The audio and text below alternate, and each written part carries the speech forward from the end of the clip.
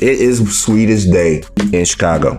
If you don't know what Sweetest Day is, Sweetest Day in the Midwest is the male equivalent of Valentine's Day. It's when women go all out. I'm going to give you spots to go out and take your man in Chicago. So, number 6, Tanta. Number 5, RPM Steakhouse. Number 4, Dearborn. Nice little vibe, nice drinks, good amount of food, reasonably priced. I want to get the men to get something that's like nice, but also not too much. We want to have a nice little spot. We want to eat good food, but don't do too much. We really want to just, enjoy our time with our ladies and then go home and do what grown people do. What's up? Welcome to the Hube Knows the Best pod. I appreciate your support. In return, I hope I provide you with some worthwhile gems that benefit you on your journey. At the very least, I hope I put a smile on your face. If not, hopefully you share this with someone that does benefit. And I got you next time. Again, thanks for joining today, and let's get this thing going. Welcome to another episode of the Hube Knows Best pod, where I'm gonna give you the truth, the whole truth, as best as I can, so help me God. Today's special episode, we're going to tackle some things here around sports, namely football. As you know me, I love college football. I love to go to games. Going to a big game this weekend. University of Georgia versus Texas. Hopefully my Dawgs pull out. Hopefully they don't send me off on 2 dummy missions this season. But yeah, a lot of things are going on. A lot of upsets, a lot of close games where you think teams have shown that they are going to be elite. And then the next week they lay egg. Looking at you, Bama. Making us look bad by losing to Vandy and almost losing to South Carolina. But yeah, so, you never know what's going to happen. It's midseason point.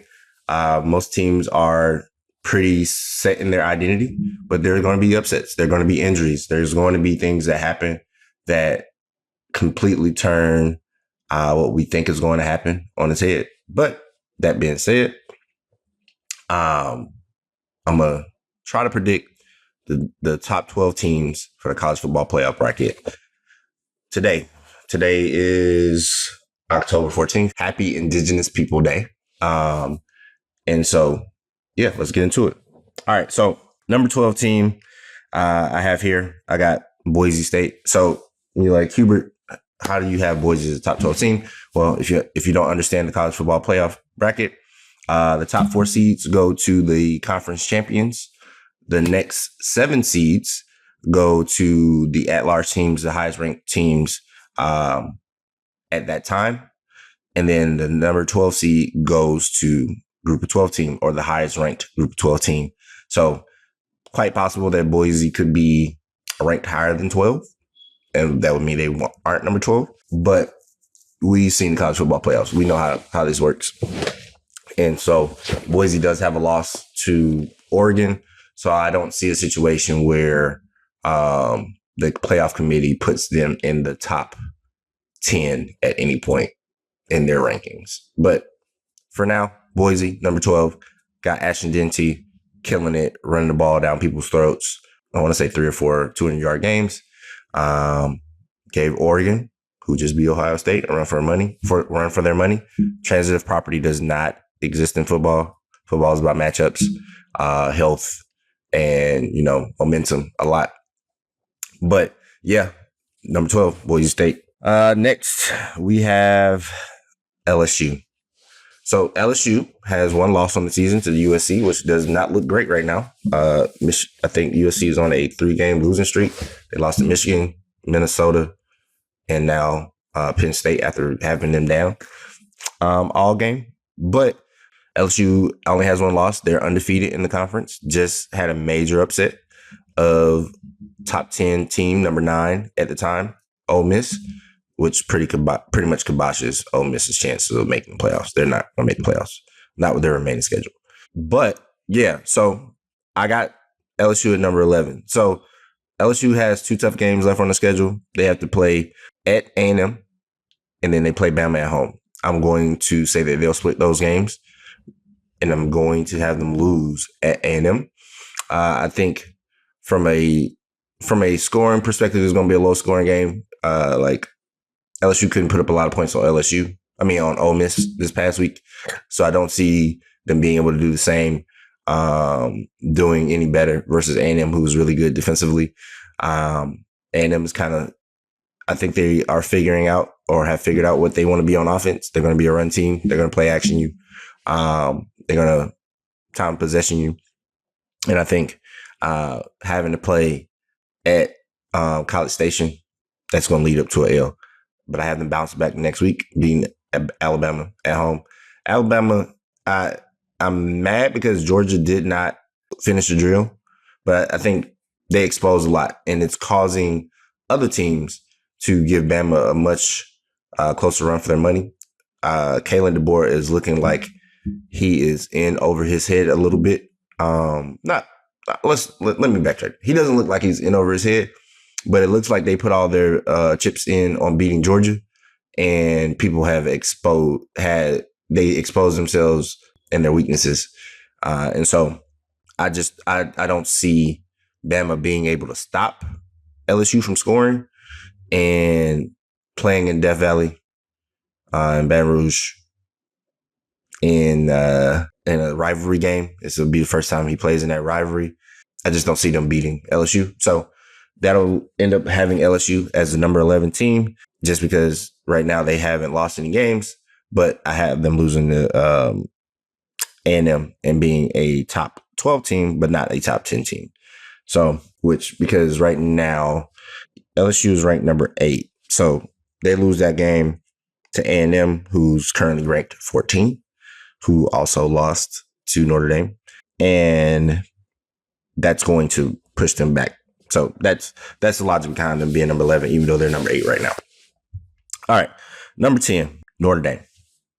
So Notre Dame, they could be anywhere in that top 6 to 10 ranking. I just think with their schedule, they have to play the 2 service academies. They have to play USC. They don't really have a tough schedule to end the season. I just don't trust their pass game. And there's a potential that they could lose another game. I don't know that they would drop that much if they lose to Army or Navy, because both teams are ranked right now. They're both undefeated, which is great for the service academies. Shout out to the service academies. But yeah, with their passing game, I can't with good conscience put them above number 10 right now. They're ranked number 12 right now. So they win those ranked games versus the service academies. Let's see. They play next few games. They have Georgia Tech, which is going to be a tough game. They have Navy. Then they got Florida State, play Virginia, play Army, and then play USC. I could see them winning all those games, which would put them in that top 6 spot. But I could also see them losing one of those games that don't make sense and then eking in at number 10 just because they're Notre Dame. And people have a nostalgia about Notre Dame and probably will want Notre Dame in the first inaugural 12-team playoff. But yeah, so that's number 10. Number 9, I have Ohio State University. So way to drop the ball, guys. The highest paid team in college football, according to Urban Meyer, the most talented team at Ohio State ever. So they went on the road, lost to Oregon in a tight game, had a chance to win. I don't know about these top teams that go on the road and lose to a team that they should beat, that are also ranked high, but talent-wise, it's not really close. And so Ohio State lost. Now, Ohio State is a very talented team. I think Ryan Day is a choke artist. I think he's the most overrated head coach in college football. But that being said, they are a very talented team. And so with a caveat that Will Howard ain't it. But, they put all their chips in to get Cam Ward. Cam Ward kind of played the field. So he was going to the NFL, ended up in Miami, and they settled for Will Howard. And so there's that. Now, if they had Cam Ward, Ohio State would be murdering people right now, in my opinion. And so, but either way, so Ohio State has to play Penn State at Penn State. Then they have Purdue, Northwestern. Tricky game here with Indiana, who is undefeated. and then they play Michigan at home. Those last 2 games are at home. So I had them. They are actually currently ranked number 4, but after the bye week, they're going to beat Nebraska. I have them losing to Penn State. James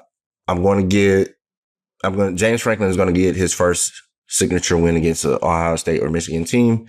And that's why I'm going to have Ohio State dropping to number 9. Just because they're going to have 2 losses at the time. And yeah, with a 2-loss team, I just don't see them being in that top 6. So losing to Penn State, they'll probably drop a little bit. When they do the rankings, it'll play out that way. But yeah, Ohio State, number 9. Number 8, Texas A&M. So A&M is currently ranked number 14 in the AP rankings that just came out yesterday. They are undefeated. They have their only loss to Notre Dame. All right. So that kind of tells you why Notre Dame, that tells you why they are where they are. So I think because of their strength of schedule at the end of the season, I don't think that A&M will lose any games until they play Texas. They play Texas at home. This is a renewal of that rivalry. But they have Vandy, which could be tricky. They're playing at Vandy. They play Florida at Arkansas, which could be tricky. A&M they play at Mississippi State. They'll win that one. They play LSU, which could be tricky. But I already told you, I see them beating LSU. Play at South Carolina, could be tricky. South Carolina has pass rush, hellified pass rush. Okay, Bama run for their money. But I'll give them that win.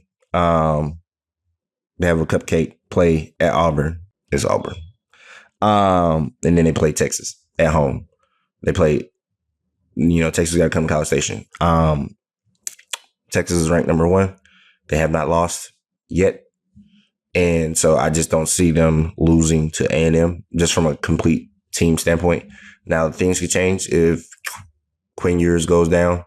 One of the last of their running backs go down. Texas could be a team that's easy to be got. But right now, I'm going to have, going into that last week of the season, A&M as a top 6 team, playing another top 5 team. And I have them losing that game and dropping to number 8 and staying at number 8 for the ranking. All right, cool. So it'll be interesting. It's gonna be the end of the season is gonna be interesting for sure. All right, number 7, we got Penn State. Penn State right now is ranked number 3 as of yesterday. Penn State will beat, I've already said, will beat Ohio State, but their schedule is interesting. They play Washington, at Purdue, at Minnesota versus Maryland. Okay. So why do I have Penn State at number 7? They're not going to beat Oregon. And we'll get into why I think they would fall all the way to 7. I think there are going to be some games where Penn State plays down to their competition. I think also part of it is how the brackets work is top 4 teams is conference champion. So even though a team may be ranked lower than them in the overall rankings right now, I just see Penn State getting bumped down after losing to Oregon. All right, next one, Miami. Number 6, Miami. So Miami, they look very fraudulent, but they're undefeated. They are actually currently ranked number 6. Yep, ranked number 6. And so do I think Miami is really a top 6 team? No. Do I think by the time they make through the rest of their schedule, which is really not that hard, they have to play Florida State. They play at Louisville, play Florida State, play Duke, at Georgia Tech, which could be a tough game, in my opinion. Play Wake Forest, and they play at Syracuse to end the season. Probably going to be a tough game. Syracuse has one loss. Inexplicably, can't say that word with braces apparently, versus Stanford. But they're a tough team. So I got Miami going through the rest of their season undefeated. I think in the season, they will be ranked in the top 5. They're already ranked 6, so that's not a stretch. And they will play the team that's ranked higher than them from the ACC, and will end up at number 6 after falling from their previously top 4 ranking. All right, number 5. I got my Dawgs.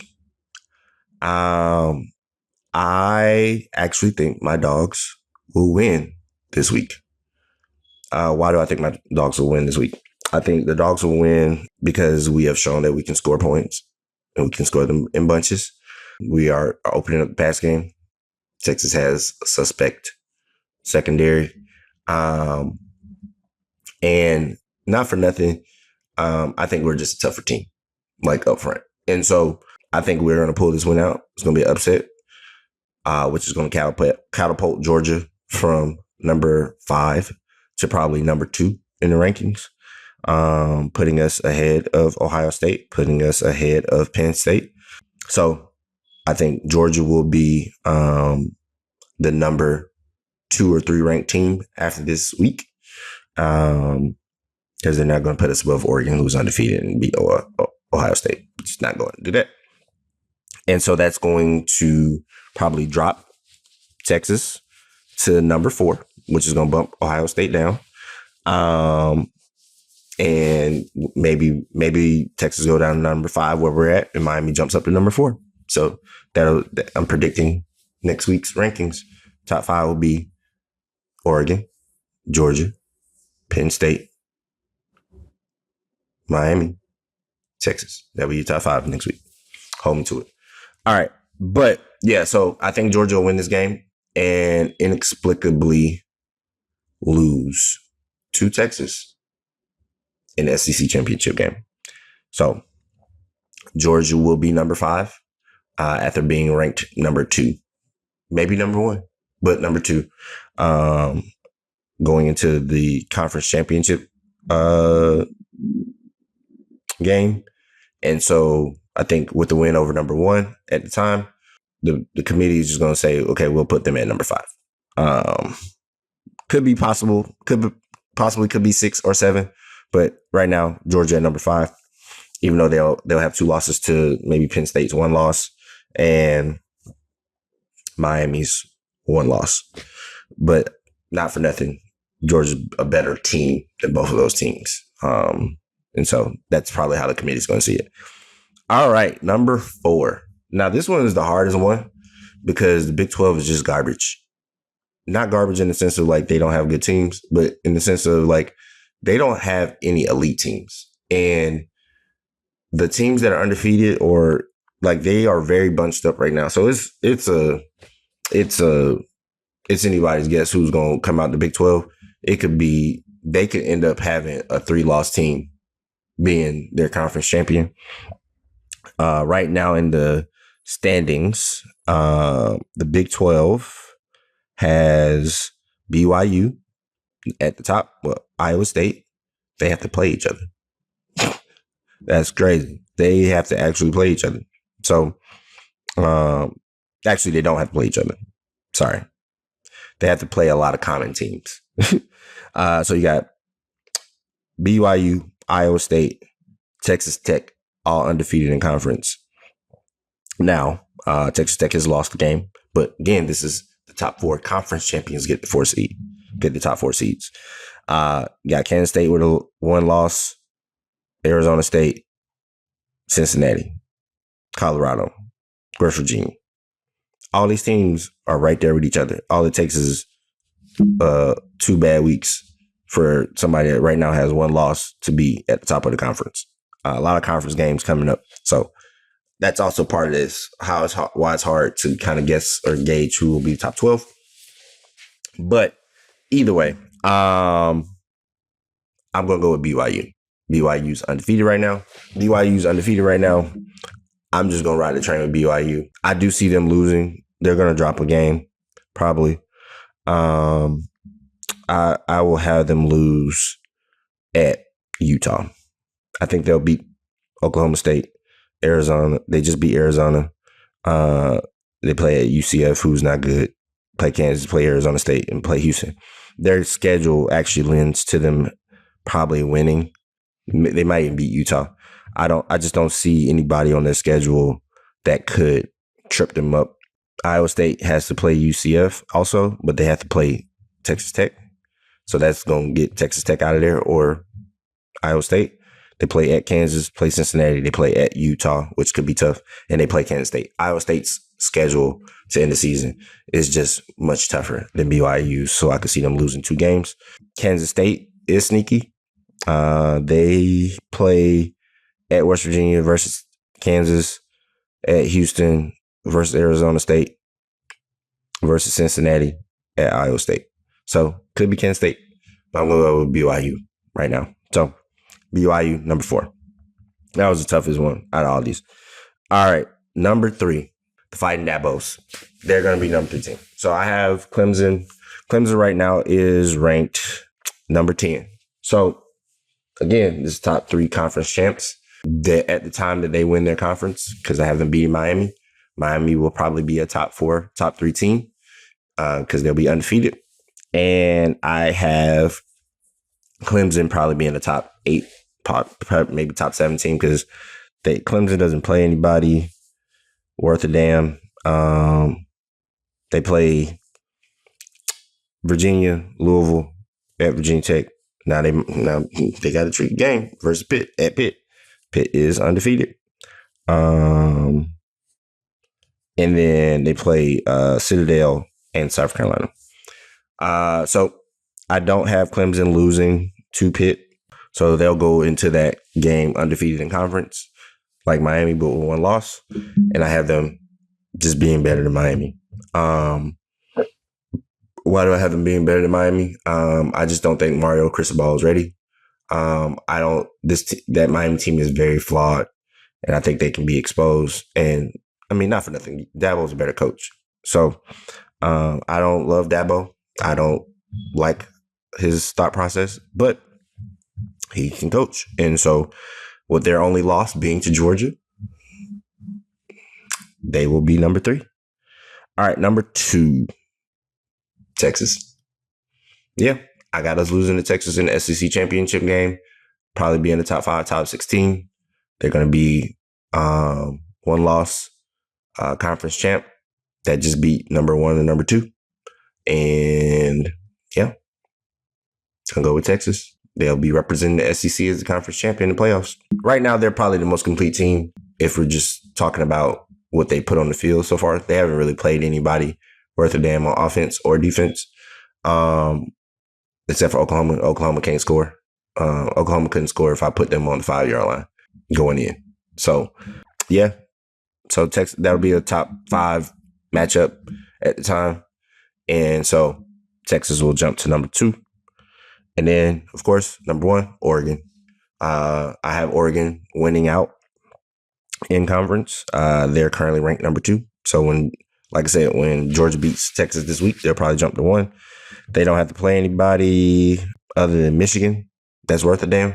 And Michigan can't throw the ball. So they do got to go to the big house. So that's going to be tough. But, yeah, they got Washington. They got Wisconsin, Maryland. They got to play Illinois. But they get Illinois at Oregon and play Purdue. So, yeah. Got Oregon finishing number 1. So, what do we got? We got number 12, Boise. Number 11, LSU. Number 10, Notre Dame. Number 9, Ohio State. Number 8, Texas A&M. Number 7, Penn State. Number 6, Miami. Number 5, UGA. And mind you, it's just shifting down at that point from where they are. So number 2, number 3 falling to 5 and 6 because they can't be in the top 4. And that bit with Penn State being number 5 or something just pushed them down to 7. And then you got BYU winning the Big 12. Got Clemson winning the ACC. You got Texas winning the SEC. Got Oregon winning the Big Ten. All right. So that's that on that for the top 12 teams. Midseason, playoff bracket, Hube's top 12, Hube's CFP bracket at the end of the season prediction. All right. Now, again, I said I'm going to do something special. It is Sweetest Day in Chicago coming up. By the time this airs, Sweetest Day will be here. And so if you don't know what Sweetest Day is, Sweetest Day in the Midwest is the male equivalent of Valentine's Day. It's when women go all out and, you know, do something nice for the men in their life, like we do for them on Valentine's Day. And so I'm going to give you my top 6 spots to go out and take your man in Chicago. Number 6. I like this place. I love Peruvian food.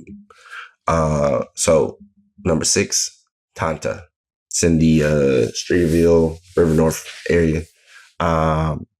Peruvian food, really nice vibes. So I will say Tanta is a good place. So that'll be number 6. Number 5. Can't go wrong with any one of the RPMs. I'm preferable to RPM Steakhouse because I love steaks. And as a man, I want a steak probably on Valentine's Day. So take the man to RPM. All right. Number 4, Dearborn. It's not like a fancy restaurant. And you'll notice that about me. I'm not really none of these places are like extremely fancy. RPM is kind of high end, but yeah, Dearborn, downtown, very nice place, cool place to eat. Number 3, Virtue. Virtue is in Hyde Park. It is a Black-owned soul food restaurant. So make sure you put in your reservations. They probably already booked because it's Sweetest Day. But yeah, Virtue, number 3. Really good food. I guess it's reasonably priced. And again, it's Black-owned. So let's go with Virtue. All right. The next 2 are going to be a little tougher for me. Just because you want to do something nice for you. I want to get the men to get something that's like nice, but also, you know, not too much.